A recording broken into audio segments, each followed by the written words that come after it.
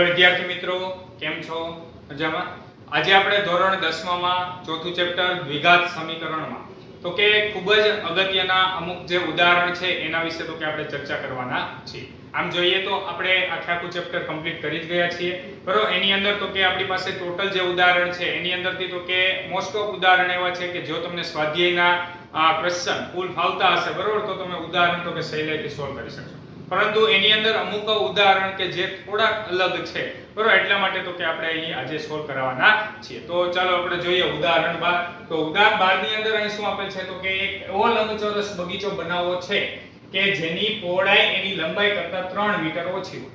શું કીધું છે ફરી એકવાર જોઈએ.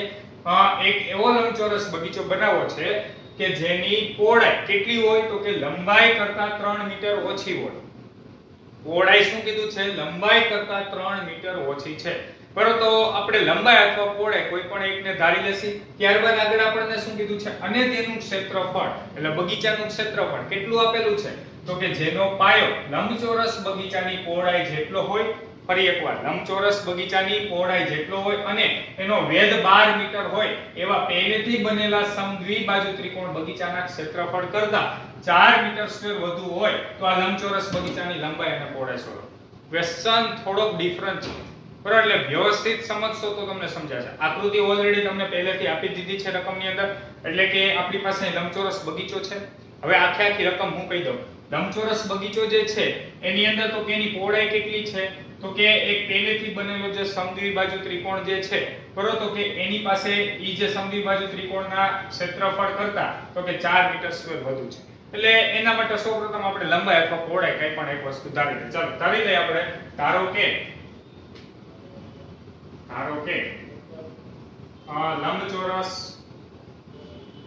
લંબચોરસ બગીચાની તમે લંબાઈ અથવા પહોળાઈ કોઈ પણ ધારી શકો. લંબચોરસ બગીચાની પહોળાઈ ચાલો આપણે x મીટર ધારી લઈએ. શું ધારી લઈએ? પહોળાઈ x મીટર. ચાલો પહોળાઈ અત્યારે આપણે x મીટર ધારી. હવે જો તો માટે લંબાઈ કેટલી થશે? વિચારો બધા લંબાઈ કેટલી થશે તો કે લંબાઈ જોઈએ આપણે. પહોળાઈ કેટલી છે તો કે એની લંબાઈ કરતા 3 મીટર ઓછી છે. એટલે પહોળાઈ હંમેશા ઓછી જ હોય. કેટલી ઓછી છે? 3 મીટર. તો લંબાઈ કેટલી હશે તો કે x 3 મીટર હશે. આ કે ના? હવે જો ધારો કે તમે લંબાઈ x મીટર ધારી તો પહોળાઈ કેટલી કરવાની? x 3 metre. એટલે તમે ક્વેશ્ચન કોઈ પણ ગમે તે રીતે સોલ્વ કરી શકો, પરંતુ વ્યવસ્થિત સમજાવવો જોઈએ. ચાલો અહીં સુધી પહેલા બધાને ખબર પડી. હવે આગળ જોઈએ. આપણને શું કીધું છે? તેનું ક્ષેત્રફળ એટલે લંબચોરસનું ક્ષેત્રફળ. તો આપણે સૌપ્રથમ આપણે ચાલો મેળવી લઈએ.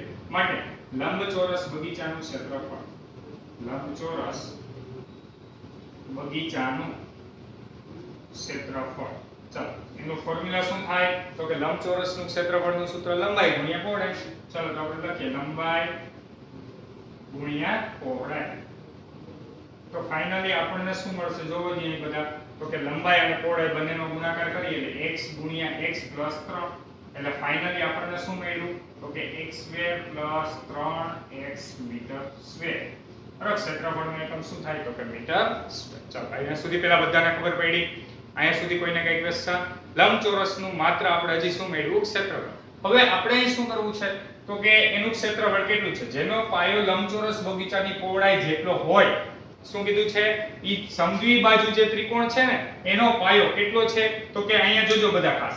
અહીંયા આપણી પાસે લંબચોરસ બગીચો છે, આ એની પહોળાઈ છે. એટલે પહોળાઈ કેટલી આપણે ધારી તો કે x મીટર. ચાલો પહોળાઈ ધારી અને એનો વેધ રકમમાં તમને કેટલો આપી દીધો છે?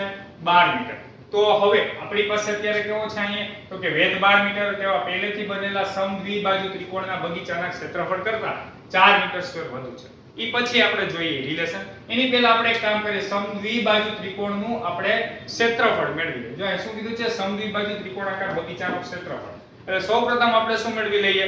સમદ્વિબાજુ ત્રિકોણનું ક્ષેત્રફળ મેળવી લઈએ. ચાલો તો હવે આપણે લખીએ અહીં સમદ્વિબાજુ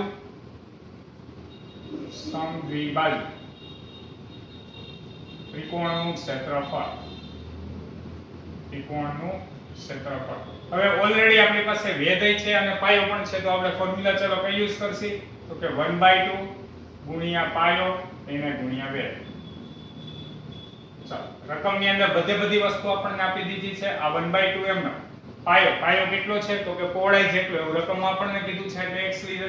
ચાલો વેધ આપણને રકમમાં આપી દીધો છે કેટલો છે 12 મીટર તો ફાઇનલી અહીં શું આવ્યું 12 મીટર ચાલો 12 ભાગ્યા 2 કરશે એટલે કેટલા આવ્યા 6x એટલે ફાઇનલી આપણને સમદ્વિબાજુ ત્રિકોણનું ક્ષેત્રફળ મળી ગયું કેટલું મળ્યું 6x મીટર સ્ક્વેર ચાલો અહીંયા સુધી પહેલા બધાને ખબર પડી હવે જો શું કીધું છે હવે બાકીનું બધું ભૂલી જાઓ તેનું ક્ષેત્રફળ તેનું મીન્સ કોનું લંબચોરસ બગીચાનું ક્ષેત્રફળ કેટલું આપ્યું છે તો કે ઈ ત્રિકોણના ક્ષેત્રફળ સમદ્વિબાજુ ત્રિકોણના બગીચાના ક્ષેત્રફળ કરતા 4 મીટર સ્ક્વેર વધુ છે ફરી એકવાર શું કીધું છે આપણને લંબચોરસનું ક્ષેત્રફળ કેટલું છે તો કે આપણી પાસે સમદ્વિબાજુ ત્રિકોણના ક્ષેત્રફળ કરતા 4 મીટર સ્ક્વેર વધુ છે એટલે લંબચોરસ બગીચાનું ક્ષેત્રફળ તો 4 મીટર સ્ક્વેર વધુ છે તો આપણે વધુ કરવાના કોને તો કે સમદ્વિબાજુ ત્રિકોણના ક્ષેત્રફળ તો ચાલો આપણે લઈએ આપેલ શરત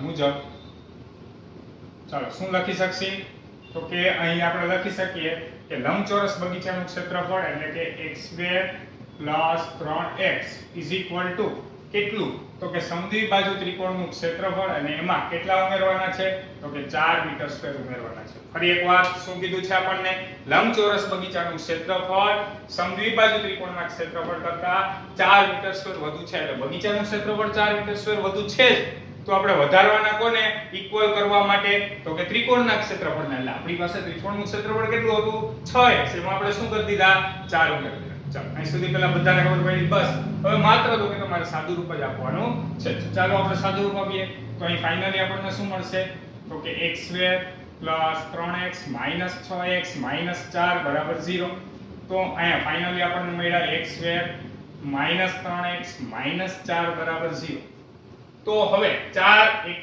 4 4 ને એવા બે ભાગ પાડો બાદબાકી કરો તો 3 આવે તો બાદબાકી કરો તો 3 આવે તે આવ્યો પડે તો કે 4 1 4 તો ફાઇનલી આપણને કઈ આવ્યો મળ્યા તો કે એક વખત x સાથે 4 એક વખત 4 1 4 એટલે કે x વખત શું આવશે 1 ચાલો બાદબાકી કરવા છે એક ને માઈનસ ને એકને કેવા આપવાના પ્લસ મધ્યમ પદની સાઈન મોટાને આપી દે એટલે માઈનસ તો અહીં કેવા આવ્યો આવશે પ્લસ ચાલો આવડી ગયું બસ હવે ફાઇનલી તો કે આપણને બે ઉકેલ મળ્યા x 4 0 અથવા x 1 0 તો અહીંયા આપણને મળ્યું x બરાબર 4 અને અહીંયા આપણને મળ્યું x બરાબર -1 પણ x શું હતું તો કે x આપણી પાસે અહીંયા હતું પહોળાઈ કોઈ દિવસ તો કે ઋણ હોય નહીં તો આપણે લખીએ પરંતુ x બરાબર -1 જે શક્ય નથી કારણમાં શું લખવું પડે તો કારણ કે પહોળાઈ ઋણ શક્ય નથી ચાલો પહોળાઈ ઋણ શક્ય નથી તો માટે x બરાબર આપણને કેટલા મળશે 4 તો માટે બગીચાની પહોળાઈ કેટલી મળી તો કે બગીચાની પહોળાઈ બરાબર 4 મીટર અને લંબાઈ કેટલી મળી તો કે 4 + 3 એટલે ફાઇનલી કેટલા મળશે 7 મીટર ચાલો ખબર પડી બધાને તો અહીં આપણો ક્વેશ્ચન કમ્પ્લીટ થાય છે ફરી એકવાર તો કે રકમ આની અંદર બહુ મોટી છે વ્યવસ્થિત એક વખત સમજવી પડશે તો સમજાઈ જશે તો આખો ક્વેશ્ચન તો કે સાવ ઈઝી લાગશે ફરી એકવાર આખો ક્વેશ્ચન જોઈએ સૌપ્રથમ તો કે આપણે લંબાઈ અથવા પહોળાઈ ધારવાની છે કઈ રીતે ધારવું એની આપણે તો કે આગળ ચર્ચા કરી ચાલો ત્યારબાદ તો કે લંબચોરસ બગીચાનું ઈ મુજબ તમને ક્ષેત્રફળ મળી જશે લંબાઈ ગુણ્યા પહોળાઈ કરશો તો ત્યારબાદ તો કે સમદ્વિબાજુ ત્રિકોણનું ક્ષેત્રફળ તો કે 1/2 ગુણ્યા પાયો ગુણ્યા 2 પાયો કયો લેવો તો કે આપણને અગાઉથી જ રકમમાં કહી દીધું છે બગીચાની પહોળાઈ જેટલો પાયો છે બરોબર તો એટલા માટે પાયો આપણે અહીંયા જે પહોળાઈ ધારી હોય ઈ ધારો કે જો તમે લંબાઈ x ધારી છે તો પહોળાઈ તમારી x - 3 થશે તો અહીંયા તમને x - 3 પાયો મળશે બરાબર એટલે ખાસ શું ધારો છો એની ઉપર આખો ક્વેશ્ચન ડિપેન્ડન્ટ છે એટલે વ્યવસ્થિત રીતે તો કે વિચારીને ગણવાનો છે ચાલો અહીંયા તો આપણી પાસે x જ છે એટલા માટે કઈ પ્રોબ્લેમ નથી તો 6x જ મળ્યું ત્યારબાદ આપણે શરત શું હતી તો કે બગીચાનું ક્ષેત્રફળ 4 મીટર સ્ક્વેર વધુ હતું તો આપણે કરવું કોને વધારે પડે તો કે ત્રિકોણના ક્ષેત્રફળને એટલે એમાં 4 ઉમેરી દીધું ફાઇનલી આપણને x બરાબર શું મળ્યું 4 એટલે કે પહોળાઈ મળી 4 મીટર લંબાઈ મળી 7 મીટર ચાલો સમજાણો તો આખો ક્વેશ્ચન સૌપ્રથમ બધા લખી નાખો ત્યારબાદ તો કે આપણે આગળના ઉદાહરણ જોઈએ ચાલો હવે આપણે જોઈએ તો કે ઉદાહરણ નંબર 15 ઉદાહરણ 15 ની અંદર અહીં તમને શું આપેલ છે તો કે એક મોટર બોટ છે ઈ મોટર બોટની શાંત પાણીમાં ઝડપ 18 કિલોમીટર પ્રતિ કલાકની છે એટલે કે જ્યારે તો કે શાંત પાણી હોય ત્યારે 1 કલાકની અંદર 18 કિલોમીટર કાપે એવી તો કે મોટર બોટની સ્પીડ છે. આગળ આપણને શું કીધું છે તો કે જો તે 24 કિલોમીટર અંતર પ્રવાહની સામી દિશામાં કાપવા લાગતો સમય પ્રવાહની દિશામાં એટલું જ અંતર કાપવા લાગતા સમય કરતા 1 કલાક વધુ હોય તો પ્રવાહની ઝડપ શોધો. હવે આ ટાઈપના તો ક્વેશ્ચન આપણે દ્વિચલ સુરેખ સમીકરણની અંદર પણ આવી ગયા અને આ ચેપ્ટરની અંદર પણ આવી ગયા. તો આપણને ખબર કેમ પડશે કે આ ત્રીજા ચેપ્ટરનો ક્વેશ્ચન છે કે આ ચોથા ચેપ્ટરનો ક્વેશ્ચન? વિચારો બધા. ત્રીજા ચેપ્ટરનો ક્વેશ્ચન છે કે ચોથા ચેપ્ટરનો કુલ પ્રશ્ન એ આપણને ખબર કેવી રીતે પડશે? તો કે આ ટાઈપના ક્વેશ્ચનની અંદર જો ત્રીજા ચેપ્ટરનો ક્વેશ્ચન હશે તો એની અંદર આપણી પાસે મોટર બોટની ઝડપ અને પ્રવાહની ઝડપ બંનેની ઝડપ મેળવવાની હોય.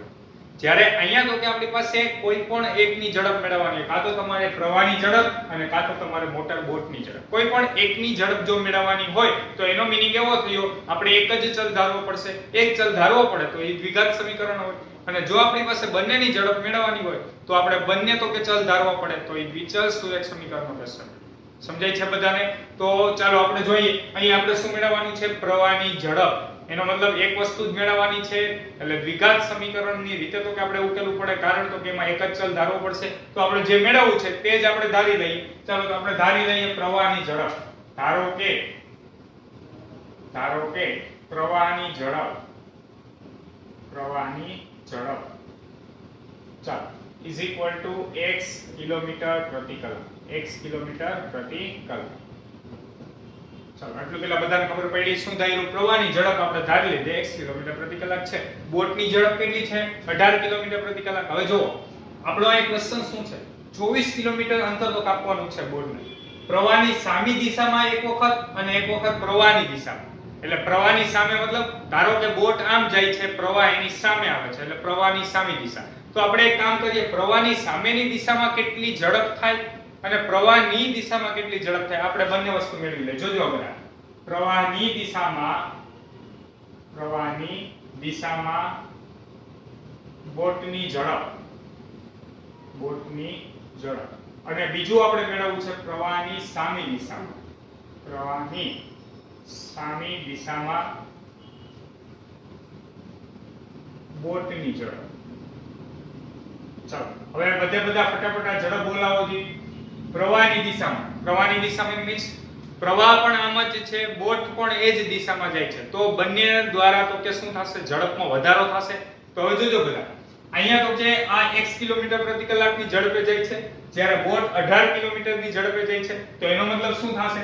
તો કે 18 x કિલોમીટર પ્રતિ કલાક થશે. હા કે ના? તો એની ઝડપ કેટલી થઈ જશે? 18 x કિલોમીટર પ્રતિ કલાક. જ્યારે પ્રવાહની સામી દિશામાં શું થશે? તો કે આપણે બાદબાકી કરવી પડશે. પરંતુ હવે ક્વેશ્ચન એ આવ્યો 18 માંથી x બાદ કરવા કે x માંથી 18 બાદ કરવા? વિચારો બધા. 18 માંથી x બાદ કરશી ઈ સાચું કે x - 18 કરશી સાચું? તો કે હંમેશા આપણે તો કે ચેપ્ટરમાં જ્યારે ભણાવ્યું ત્યારે કીધું હતું હંમેશા કેની ઝડપ વધારે હોવી જોઈએ? બોટની. કારણ તો કે જો બોટની ઝડપ વધારે હશે તો જ તો કે બોટ આગળ વધશે, નકર તો બોટ આગળ વધવાની નથી જો પ્રવાહની ઝડપ વધારે હોય. તો એટલા માટે હંમેશા બોટની ઝડપ વધારે હોવી જોઈએ. બોટની ઝડપ કેટલી છે? 18. તો એનો મીનિંગ એવો થયો આપણે કેમાંથી બાદ કરશી? 18 માંથી તો કે x બાદ કરશી. 18 - x કિલોમીટર પ્રતિ કલાક. ચાલો આટલું પહેલા બધાને ખબર પડી. આ બાદબાકીમાં ખાસ બધાએ ધ્યાન રાખવાની છે. હંમેશા બોટની ઝડપ જ વધારે લેવાની છે. એટલે બોટની ઝડપમાંથી પ્રવાહની ઝડપ આપણે શું કરવાની? બાદ કરવાની. ચાલો અહીં સુધી આવડી ગયું. હવે તો કે બસ સાવ સિમ્પલ ક્વેશ્ચન છે. સૌપ્રથમ તો કે તમને બધાને ઓલી ફોર્મ્યુલા આવડવી જોઈએ. કઈ ફોર્મ્યુલા? તો કે સમય બરાબર શું થાય? તો કે અંતરના છેદમાં ઝડપ. ચાલો અંતરના છેદમાં ઝડપ આ ફોર્મ્યુલા છે. તો હવે આ ફોર્મ્યુલાને આધારે તો કે આપણે આખું ઇક્વેશન બનાવવું છે. તો જો બધા સૌપ્રથમ આપણે એક કામ કરી લઈએ. 24 કિલોમીટર અંતર તો કાપવાનું છે. એક વખત આપણે તો કે પ્રવાહની દિશામાં જાય ત્યારે કેટલો સમય લાગે અને પ્રવાહની સામે આવી ત્યારે કેટલો સમય લાગે બંને માટેનો સમય મેળવી લઈએ. ચાલો તો હવે આપણે લખીએ પ્રવાહની પહેલા આપણને શું આપેલ છે? પ્રવાહની સામી દિશામાં. ચાલો તો આપણે લખીએ પ્રવાહની સામી દિશામાં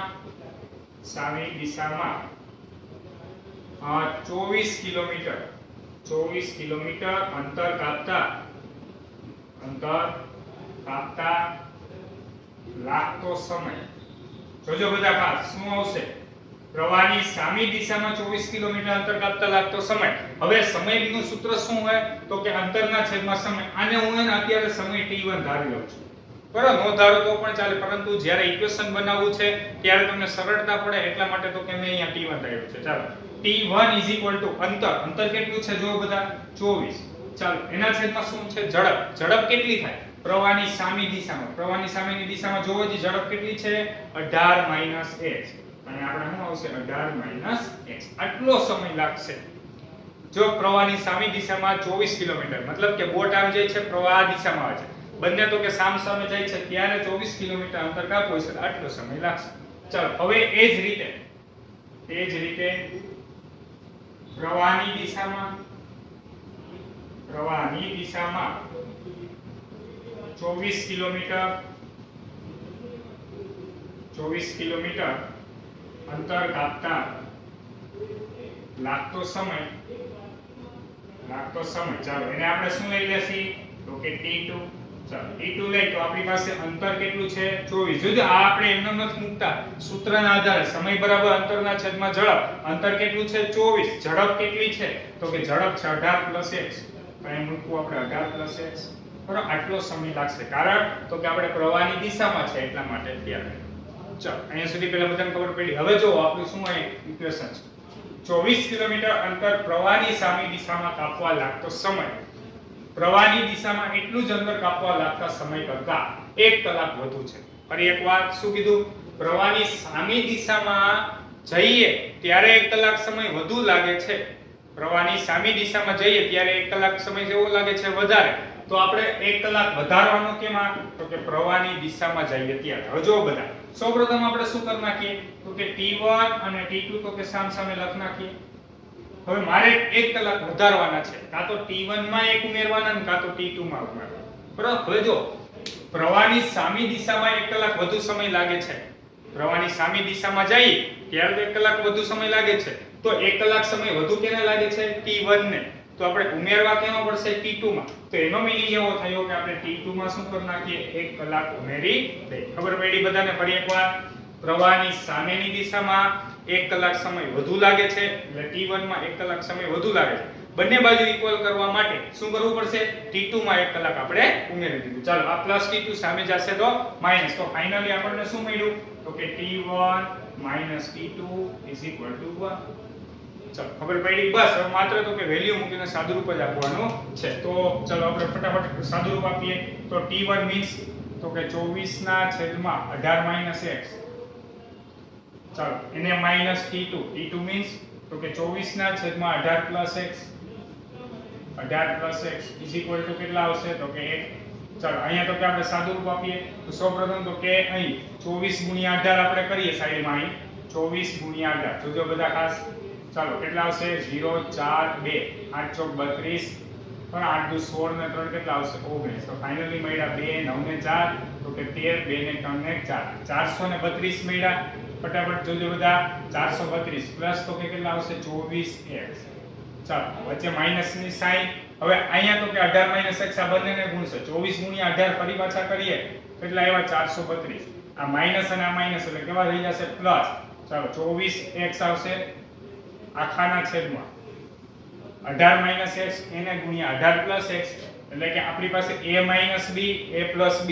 a b કરો તો શું મળે a નો વર્ગ b નો વર્ગ. એનો મીનિંગ એવો થયો કે આપણી પાસે 18 નો વર્ગ માઈનસ તો કે x નો સ્ક્વેર ઇઝ ઇક્વલ ટુ અહીંયા કેટલા મળ્યા 1. ફરી એકવાર જોઈએ શું કર્યું 18 x અહીં ગુણાકારમાં 18 x અહીં ગુણાકારમાં છેદમાં 2 છેદનો ગુણાકાર એના બરાબર 1. ચાલો, હવે તો કે અહીં પ્લસ તો કે 432 અને માઈનસ તો કે 432 બે કેન્સલ. 24x અને 24x એટલે કેટલા આવ્યા 48x આવ્યા. તો ફાઇનલી મળ્યા 48x બરાબર. ચાલો, આ ભાગાકારમાં બે બાજુ આવી જશે તો ગુણાકારમાં 18 નો વર્ગ કેટલો થાય તો કે 324 માઈનસ તો કે કેટલા આવ્યા x નો સ્ક્વેર. ચાલો, આ બંને પદને આપણે ક્યાં લઈ જઈએ સામેની બાજુ, કારણ x² વાળું પદ કેવું હોવું જોઈએ પ્લસ. તો માટે આપણને શું મળશે તો કે x નો સ્ક્વેર પ્લસ આ માઈનસ x² સામે ગયા એટલે કેવા થઈ ગયા પ્લસ. ચાલો, 48x તો પ્લસ જ છે, માઈનસ તો કે 324 બરાબર કેટલા આવશે 0. તો ફાઇનલી આપણને x² + 48x - 324 બરાબર 0 મળે. ચલો હવે તો કે આપણે 324 એકા 324 એના હવે ભાગ પાડો, બાદબાકી કરો તો 48 આવવા જોઈએ. ચલો બાદબાકી કરો તો કેટલા આવવા જોઈએ? 48. સૌપ્રથમ આપણે એક કામ કરીએ, 50 ના ગુણક વાળી લઈએ. ચાલો 50 માંથી કેટલા બાદ કરીએ તો 48 આવે? તો કે 2. એનો મતલબ એવો થયો તો કે 50 દૂર કરે તો 100, એ તો બહુ ઓછા થઈ ગયા. 51 માંથી કેટલા બાદ કરીએ તો 48 આવે? તો કે 3. 51 તેરી તો 153 થશે. પણ એ રીતે આગળ વધતા જઈએ તો 52, તો કે 52 માંથી કેટલા આવશે? તો કે 52 માંથી તો કે 4. ચાલો 52 ચોક આપણે કરીને ચેક કરી લઈએ. 4 દુ 8, 5 ચોક 20, 208 હજી વધ્યા. ચાલો 53 ચોક કરી લઈએ આપણે. સોરી 53 પંચા કરવા પડશે, કારણ 53 માંથી 5 બાદ કરો તો કેટલા થાય? 48. તો ફાઇનલી 5 તેરી 15, 25 25 ને 26, 265. ચાલો 54 અને આપણે 6 કરી નાખીએ તો 54 6 કરશી તો 6 ચોક 24 અને 6 35 ને 2 32. તો ફાઇનલી આપણને 54 6 કેટલા મળ્યા? 314. તો આપણે લખીએ માટે x હારે એક વખત 54 આવશે અને એક વખત x હારે કેટલા આવશે? 6 બરાબર 0. તો ફાઇનલી તો કે બાદબાકી કરવી છે એટલે આને પ્લસ અને આને કેવા આવશે? માઈનસ. તો માટે આપણને શું મળ્યું? x + 54 બરાબર 0 અથવા x - 6 બરાબર 0. તો ફાઇનલી અહીંથી આપણને મળ્યા x બરાબર 6 અને અહીંયા આપણને મળ્યા x બરાબર -54. ચાલો x બરાબર -54. x અહીંયા શું હતું? તો કે પ્રવાહની ઝડપ ક્યારે ઋણ હોય નહીં. તો આપણે લખીએ પરંતુ x બરાબર -54 જે શક્ય નથી. કારણ કે ઝડપ ઋણ ન હોઈ શકે. ચાલો ઝડપ ઋણ ન હોઈ શકે એટલા માટે તો કે શક્ય નથી. તો ફાઇનલી આપણને x બરાબર કેટલા મળ્યા? 6. હવે x શું હતું? તો કે પ્રવાહની ઝડપ. તો એનો મીનિંગ એવો થયો તો માટે પ્રવાહની ઝડપ બરાબર 6 કિલોમીટર પ્રતિ કલાક. એટલે કે આપણને પ્રવાહની ઝડપ મળી ગઈ છે. કેટલી મળી? 6 કિલોમીટર પ્રતિ કલાક. ચાલો સમજાણું બધાને. ફરી એકવાર આખો ક્વેશ્ચન રિવાઇઝ કરાવી દો. તો કે અહીંયા આપણે મેળવવાનું શું હતું? પ્રવાહની ઝડપ. તો પ્રવાહની ઝડપને આપણે x ધાર લીધું. પ્રવાહની સામેની દિશામાં કેટલી ઝડપ થાય પહેલેથી જ લખી નાખો. કેટલું અંતર કાપવું છે એ અંતર કાપવા માટે લાગતો સમય. ત્યારબાદ તો કે પ્રવાહની સામેની દિશામાં અને પ્રવાહની દિશામાં કેટલો સમય લાગશે, બંને સમય મેળવી લીધો. એ બંને વચ્ચેનું રિલેશન મેળવવાનું છે. અહીંયા ખાસ તમારે ધ્યાન રાખવાનું છે. બરાબર? તો કે કેમાં એક ઉમેરવો છે, કેમાં એક બાદ કરવો છે, એ પ્રમાણે વ્યવસ્થિત રીતે વિચારવાનું છે. અહીંયા આપણે જોઈએ તો પ્રવાહની સામેની દિશામાં એટલે કે બોટ આમ જાય છે, આ તો કે આપણી પાસે પ્રવાહની દિશા છે, બંને તો કે સામસામે છે, ત્યારે 1 કલાક વધુ સમય લાગે છે. તો આપણે 1 કલાક ઉમેરવા કેમાં પડે? તો કે પ્રવાહની દિશામાં એટલે t2 માં આપણે 1 ઉમેરી દીધા. t2 સામે ગયા કેવા થઈ ગયા? માઈનસ. અને ત્યારબાદ તો કે માત્ર સાદું રૂપ જ આપેલું છે. તો ક્વેશ્ચન તો કે સિમ્પલ જ છે. બરોબર? અને આ ટાઈપનો તો કે આપણે ક્વેશ્ચન આવી જ ગયા છે. બરોબર? પરંતુ આપણી પાસે અહીં તો કે પ્રવાહની દિશામાં અને પ્રવાહની સામેની દિશામાં આ ટાઈપનો તો કે આ ચેપ્ટરની અંદર આપેલો ક્વેશ્ચન છે. બરોબર? તો સૌપ્રથમ તો કે ઉદાહરણ 15 બધા લખી નાખો. ત્યારબાદ તો કે આપણે અમુક આગળના ઉદાહરણ જોઈએ. હવે આપણે જોઈએ ઉદાહરણ નંબર 17. તો ઉદાહરણ 17 ની અંદર આપણને શું આપેલ છે? તો કે 13 મીટર વ્યાસ વાળું એક વર્તુળાકાર બગીચાની સીમા ઉપરના એક બિંદુએ એક થાંભલો એવી રીતે લગાવવો છે. કેવા શું માંગે છે? એક વર્તુળાકાર આખો બગીચો છે. વર્તુળાકાર બગીચામાં કોઈ પણ એક જગ્યાએ તો કે થાંભલો તો કે મૂકવાનો છે. પરંતુ થાંભલો કેવી રીતે આપણે મૂકવાનો છે? કે જેથી બગીચાના એક વ્યાસના બંને અંત્ય બિંદુઓ A અને B આગળ બનેલ ફાટકથી થાંભલાના અંતરનો તફાવત 7 મીટર હોય. એટલે કે થાંભલો એના વ્યાસાંત જે બિંદુઓ છે A અને B, ત્યાંથી તો કે જો આપણે અંતરનો તફાવત લઈએ તો એ અંતરનો તફાવત 7 મીટર થવો જોઈએ. આ રીતે તો કે આપણે વર્તુળાકાર બગીચામાં કોઈ પણ જગ્યાએ થાંભલો મૂકવાનો છે. શું આ ટાઈપનું તો કે પોસિબલ છે કે નહીં? આપણને એવો ક્વેશ્ચન પૂછ્યો છે. અને જો પોસિબલ હોય તો બંને ફાટકથી કેટલે દૂર થાંભલો લગાવવો જોઈએ? બરોબર? તો બંને ફાટકથી કેટલે દૂર થાંભલો લગાવવો જોઈએ. ચાલો આપણે સૌપ્રથમ એક કામ કરીએ. તો કે આ વર્તુળનું તો કે આપણે કેન્દ્ર લઈ લઈએ. ચાલો વર્તુળના કેન્દ્રમાંથી તો કે આપણે એક શું દોર નાખીએ? તો કે વ્યાસ દોર નાખીએ. ચાલો અહીં સુધી પેલા બધાને ખબર પડી. તો અત્યારે આપણી પાસે શું છે? બિંદુ A અને B આગળ તો કે બનેલ ફાટક છે. એટલે કે આપણી પાસે એક ફાટક અહીંયા છે અને બીજો એક ફાટક અહીંયા છે. બરાબર? આ બંને બિંદુ આગળ શું છે? ફાટક. ચાલો આપણે નામ આપી દઈએ. A છે, અહીંયા એક બિંદુ B છે. હવે આપણને આગળ શું કીધું છે? તો કે આપણી પાસે વર્તુળાકાર આ બગીચો છે, વર્તુળાકાર બગીચાની જગ્યાએ આપણે કોઈ પણ જગ્યાએ તો કે થાંભલો તો કે આપણે મૂકવાનો છે, પરંતુ એ થાંભલો કેવી રીતે મૂકવાનો છે કે આપણી પાસે A બિંદુ અને B બિંદુથી અંતરનો જો તફાવત લઈએ તો અંતરનો તફાવત કેટલા મીટર થવો જોઈએ? 7 મીટર થવો જોઈએ. આપણે ધારી લઈએ, ધારો કે થાંભલો આપણી પાસે તો કે P બિંદુ અહીંયા ક્યાંક છે, ચાલો એટલે કે થાંભલો તો કે આપણી પાસે અહીંયા આપણે કોઈ પણ M બિંદુ લઈ લઈએ, બરોબર? તો અહીંયા M શું છે આપણે થાંભલો ધારી લઈએ, ચાલો તો હવે અહીંયા તો કે આ આપણી પાસે AM અને તો કે અહીંયા આપણી પાસે BM. ચાલો એટલું પહેલા બધાને ખબર પડી. ફરી એકવાર શું આપણી રકમ છે? A અને B બિંદુ આગળ ફાટક છે. વર્તુળાકાર બગીચામાં કોઈ પણ જગ્યાએ તો કે એક થાંભલો આવેલો છે. ઈ થાંભલાનું તો કે આપણી પાસે A બિંદુ અને B બિંદુથી અંતરનો તફાવત 7 તો કે મીટર થવો જોઈએ એવું આપણને રકમમાં આપેલું છે. ચાલો એટલી ખબર પડી. તો આપણે સૌપ્રથમ ધારી લઈએ અહીં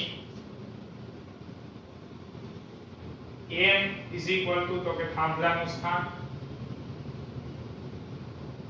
થાંભલાનું સ્થાન, બરોબર? એટલે M બિંદુ અહીંયા શું બતાવે છે તો કે થાંભલો બતાવે છે. A અને B શું બતાવે છે તો કે ફાટક. ઈ તો ઓલરેડી રકમની અંદર આપી દીધું છે એટલે આપણે દર્શાવવાની જરૂર નથી. ચાલો હવે આપણને અંતરનો તફાવત તો કે 7 મીટર આપ્યો છે. હવે એની ઉપરથી બધા ખાસ જોજો.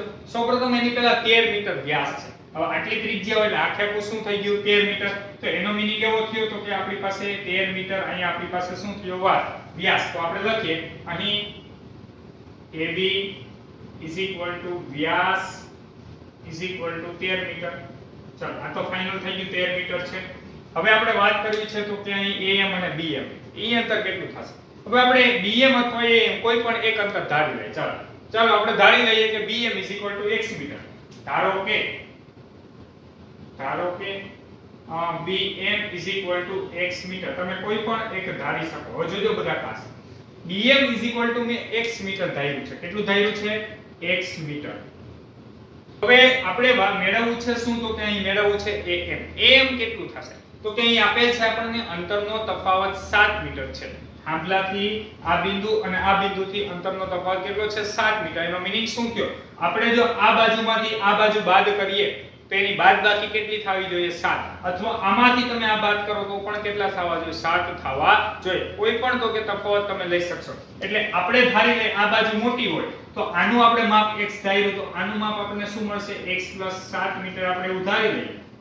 સમજાય છે? કેમ કે અંતરનો તફાવત 7 છે. હવે જો આ બંનેની બાદબાકી કરો તો જોવો જ એક વખત ચેક કરી લેજો 7 થાય છે તો કે હા, x + 7 - x કરો તો તમને કેટલા મળે છે? 7 મીટર જ મળે છે. તો એનો મીનિંગ એવો થયો તો કે આપણી પાસે અહીં બંનેના અંતરનો તફાવત કેટલો છે? 7 મીટર. ચાલો તો આપણે ધારો કે BM x મીટર. તો માટે કે M ચાલો કેટલું થાય છે તો કે x + 7 મીટર. ચાલો આટલું પહેલા બધાને ખબર પડી. અને બીજું અહીં કે M - આપણે BM કરીએ. જોવો જી બધા AM - શું કરીએ? BM તો x + 7 તો કે કેટલા આવશે?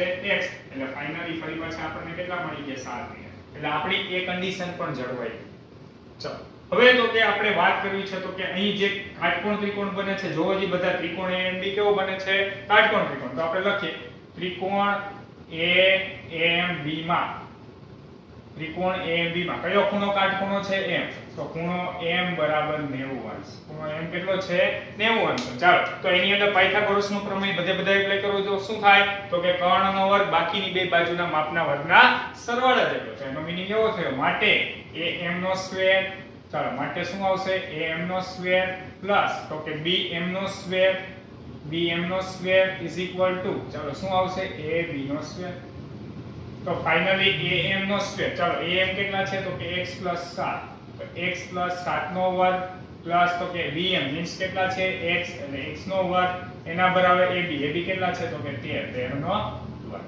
ચાલો આગળ સાદું રૂપ આપીએ. અહીં a + b ના આખા કૌંસના વર્ગની ફોર્મ્યુલા શું થાય તો કે x² પ્લસ તો કે 7 × 14x પ્લસ તો કે બીજા પદનો વર્ગ એટલે 49 પ્લસ તો કે x² = 13 નો વર્ગ કેટલો આવશે? 169. ફરી એકવાર શું કર્યું? a + b ના આખા કૌંસના વર્ગની ફોર્મ્યુલા a નો વર્ગ + 2ab + b નો વર્ગ. આ x² એમ ના 13 નો વર્ગ કેટલો આવ્યો? 169. ચાલો x² + x² કરીએ તો શું મળે તો કે 2x² પ્લસ કેટલા આવશે? 14x પ્લસ કેટલા? 49 ચાલો પ્લસ 169 સામે જશે તો માઈનસ 169, તો ફાઇનલી અહીં મળ્યા માઈનસ 169 ઇઝ ઇક્વલ ટુ 0. ચાલો તો ફાઇનલી આપણને શું મળ્યું અહીં 2x² પ્લસ તો કે 14x માઈનસ, ચાલો અહીંયા તો કે કેટલા મળશે બાદબાકી કરો તો કે 9 માં 9 ગયા 0, 6 માં 4 ગયા 2, એટલે ફાઇનલી મળ્યા 120 બરાબર 0.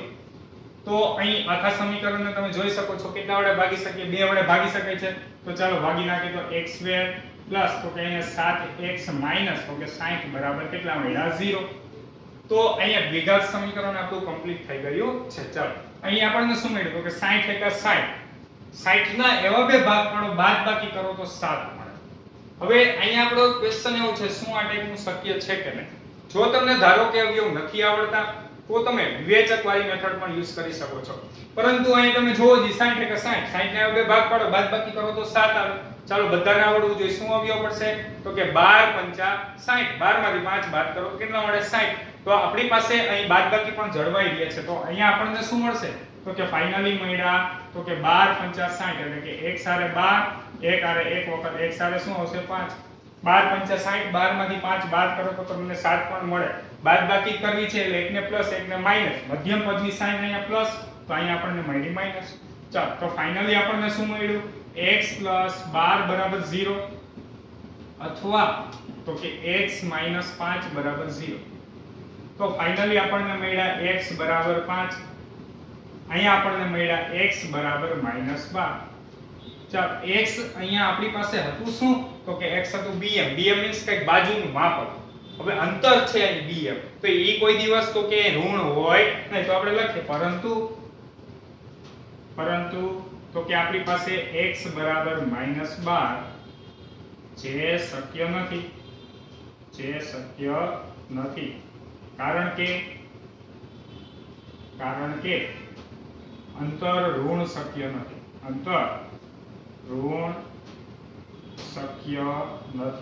ચાલો હવે જોજો આપણે અહીં શું મેળવવું છે તો કે x હતું શું bm, તો આપણે લખીએ ચાલો માટે bm = x અને x એટલે કેટલા મળ્યા તો કે 5 એટલે કે 5 મીટર. અને આપણી પાસે am હતું. ચાલો am કેટલું હતું તો કે x + 7 હતું એટલે 7 ને 5 કેટલું મળ્યું 12 મીટર.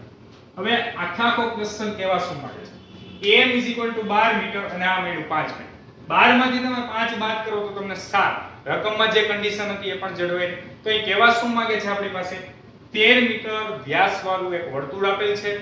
ઈ વ્યાસનું આપણી પાસે એક બિંદુ A છે, બીજું બિંદુ B છે, બરાબર. તો હવે વર્તુળાકાર બગીચામાં કોઈ પણ જગ્યાએ થાંભલો એવી રીતે લગાવવાનો છે કે જ્યાં એક બાજુનું અંતર 12 મીટર અને બીજી બાજુનું અંતર 5 મીટર હોય, બરાબર. આ રીતે જો તમે લગાડો તો આપણી પાસે તો કેનો તફાવત 7 મીટર પણ જળવાઈ રહે છે. ચાલો ખબર પડી.